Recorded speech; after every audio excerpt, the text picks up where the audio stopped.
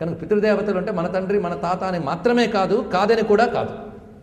ఎందువల్ల అన్నాను తేటపడింది కదా.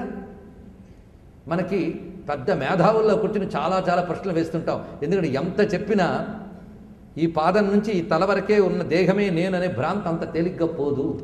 ఈ లోపల ఉన్న సూక్ష్మ శరీరంలో ఎన్నెన్ని వాసనలు ఎన్ని దాగి ఉన్నాయో, అసలు జీవ స్వభావం ఏమిటి, ఇవేవి మనకు తెలియదు. దాని గురించి విచారణే లేదు, బాధే లేదు. ఎందుకంటే దేహం గురించి తెలుసుకోవడానికి అవకాశం లేదు. ఇంక ఈ సూక్ష్మదేహం గురించి ఎక్కడ తెలుస్తుంది? అది తెలిసే జ్ఞానం గరుడ పురాణంలో పుష్కలంగా ఉంది. అది మనం కనుక్కోవాలి. ఇప్పుడు అలా ఒక్కడి పరిశీలిస్తే ఈ నేను అనబడే వీడికి ఎన్నెన్ని అంటుకుని ఎన్ని చుట్టుకుని ఉంటాయో తెలుసుకోవాలి. వీటన్నిటిని ఎలా తొలగించుకోవాలో తెలుసుకోవాలి.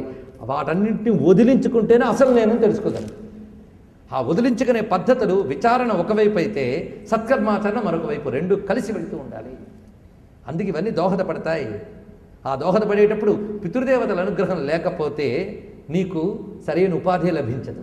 అలాగే నీకు మరో ఉపాధి దొరకాలన్నా పితృదేవతల అనుగ్రహం ఉండాలి, సత్సంతానం దొరకాలన్నా పితృదేవతల అనుగ్రహం ఉండాలి. కనుక పితృదేవతలు అంటే ఎవరో ఈ శ్లోకంలో ఈ స్తోత్రంలో చాలా చక్కగా చెప్పారు. ఈ స్తోత్రాన్ని ఎప్పుడు విన్నా ఎప్పుడు చదివినా ఆ పితృదేవతలు సంతోషించి అతడికి ఆయురారోగ్య ఐశ్వర్యాలు ఇస్తారా చేసిన వాడికి. అతడి క్రమంగా బ్రహ్మజ్ఞానాన్ని కూడా వాళ్ళ కృప వల్ల అనుగ్రహంగా క్రమంగా అని ఒక మాట వేశాను. ఆలోచించే వాళ్ళకి చాలేదు. అది క్రమంగా లభిస్తుంది.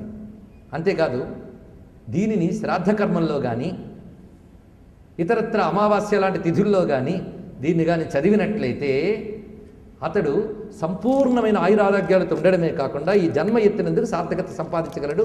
అతడితో పాటు అతడి కుటుంబము వంశము అందరూ తరించుతారట. మరి ఇంత దివ్యమైనది. పైగా శ్రాద్ధం మనం తెలిసి శ్రద్ధగా ఎంత జాగ్రత్తగా పెట్టుకున్నప్పటికీ ఏదో ఒక లోపం జరగవచ్చు. ఆ లోపం ఈ స్తోత్ర పఠనం వల్ల పోతుందట. అంత విశేషమైన స్తోత్రం కనుక దీన్ని చదవడం కోసం ఏదో తిథి ఏదో సమయం అని మాత్రం కాదు, ఎప్పుడైనా సరే మనం దీన్ని పఠించుకోవచ్చు అని మాత్రం తెలుసుకోవచ్చు. ఇంకా చెప్పాలంటే నిత్యపారాయణ కూడా చేసుకోవచ్చు. అంత విశేషమైనటువంటి మాట. ఈ మాటలన్నీ విష్ణుమూర్తి చెప్పినదే. దేంట్లో? గరుడ పురాణంలో. ఈ స్తోత్రంలో నేను కొన్ని చదువుతాను, పెద్ద స్తోత్రం కనుక కొన్నిటికి విశేషంగా అర్థం చెప్తాను. ఎందుకంటే పితృదేవత స్వరూపం అంటే ఏంటో మనకు తెలియాలి. పితరులు అంటే ఏమిటో జాగ్రత్తగా అర్థం కావాలి. కొంతమంది కొన్ని తెలివి అయిన ప్రశ్నలు అడుగుతున్నాం అనుకుంటారు, కానీ అంత తెలివి తక్కువతనం మరొకట్లేదు. అదేమిటి అంటే, పోయినవాడు ఎక్కడికో వెళ్ళిపోయాడు కదండి, ఇక్కడ పెడితే వాడికి అందుతుందా అని. దీనికి నేను అనేక మార్లు మీకు సమాధానం చెప్పాను. నేను మళ్ళీ దాన్ని ఇక్కడ స్మరిస్తున్నాం. ఎందుకంటే కొత్త వాళ్ళు ఉంటారు కనుక. పోయినవాడు ఎక్కడికి పోయాడో తెలియదు, కానీ వాళ్ళ వల్ల పుట్టు నువ్వు ఇక్కడే ఉన్నావు కనుక నువ్వు ఉన్నంతకాలం వాళ్ళని తలంచుకోవాలి. ఇది ముందు మాట. నువ్వు నిరంతరం వాళ్ళని తలంచుకోవడం వల్ల వాళ్ళు ఏ గతుల్లో ఉన్నారో నీకు తెలియదు నిజానికి. ఒకవేళ వాళ్ళు మోక్షం పొందిపోయి ఉంటే నేను పెట్టింది వాళ్ళకి ఎందుతుందా? ఇదో పెద్ద ప్రశ్న. అంతే కదా. మోక్షం పొందిన వాడికి ఏమీ అక్కర్లేదు. పుత్రుల వల్ల మోక్షం వాడికి అక్కర్లే, వాడికి వచ్చేసింది ఎప్పుడో. నేను పుత్రులు సద్గతులు ఇస్తారని మోక్షం ఇవ్వరు, గుర్తుపెట్టుకోండి.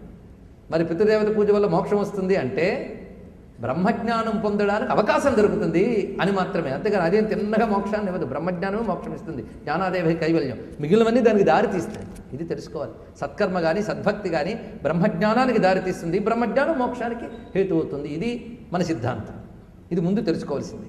కనుక ఇవి అయితే క్రమంగా, ఇందాకన్నాను క్రమంగా అనేది అందుకన్నాం అన్నమాట, నేరుగా కాదు.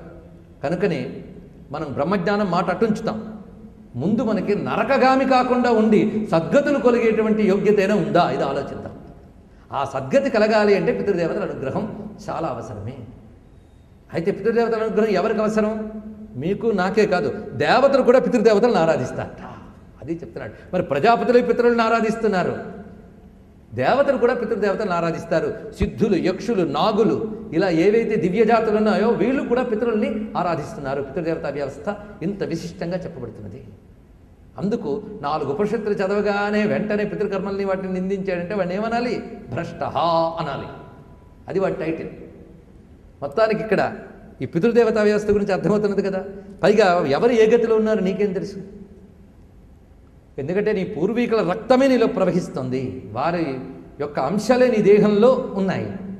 కనుక ఈ జీవుడు అనబడే వాడు ఈ దేహంతో నడుస్తున్నప్పుడు ఈ దేహంలో అణువణువున వాళ్ళ యొక్క అంశాలు ఉన్నాయి కనుకనే వాళ్ళ రుణం తీర్చుకోవాల్సిన బాధ్యత వాడికి ఉన్నది.